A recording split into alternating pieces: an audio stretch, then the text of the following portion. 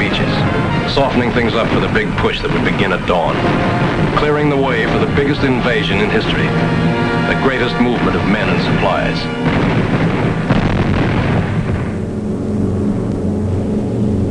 The Troop Carrier Command was ready for its next move. They had massed hundreds of British and American gliders in preparation for the most gigantic aerial towing job ever attempted. Each held a full cargo of jeeps and guns, and the fighting men to use them.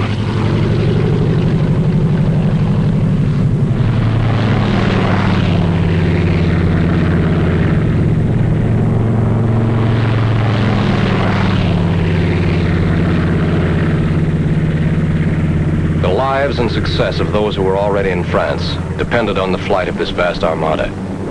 They were greatly outnumbered and desperately needed these reinforcements.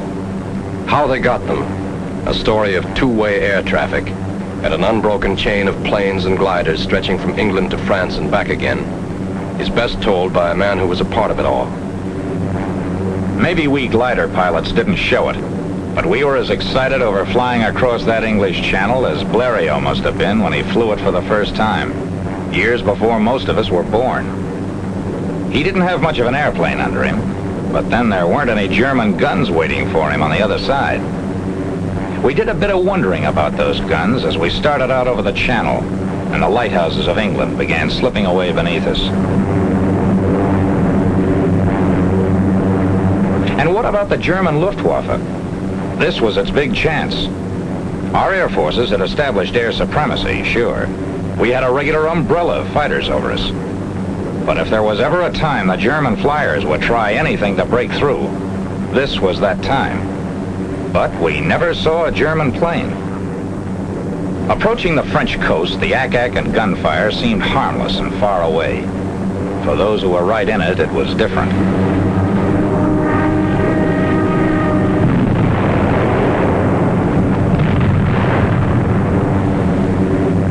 It gave us a feeling of pride to be a part of it all, looking down at those men on the beaches of Normandy.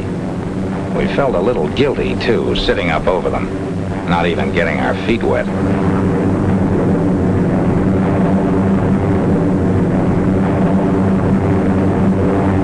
The Germans flooded entire areas to slow us up if a beachhead was established. We kept watching for those who had gone in during the night, but we only saw their parachutes. There was no sign of them.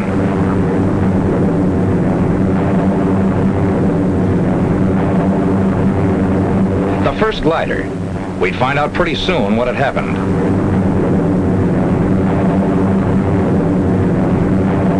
Cut loose.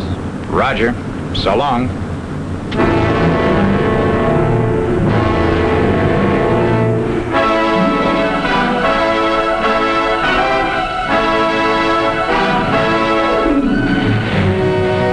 We stretched our glides as much as possible.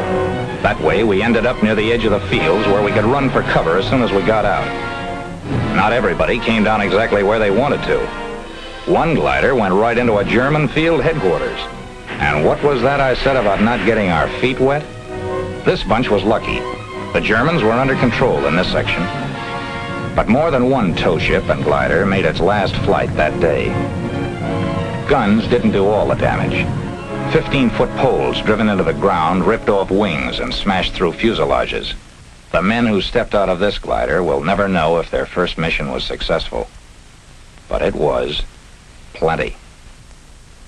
Yes, their mission had been successful. But this down payment on freedom ran very high.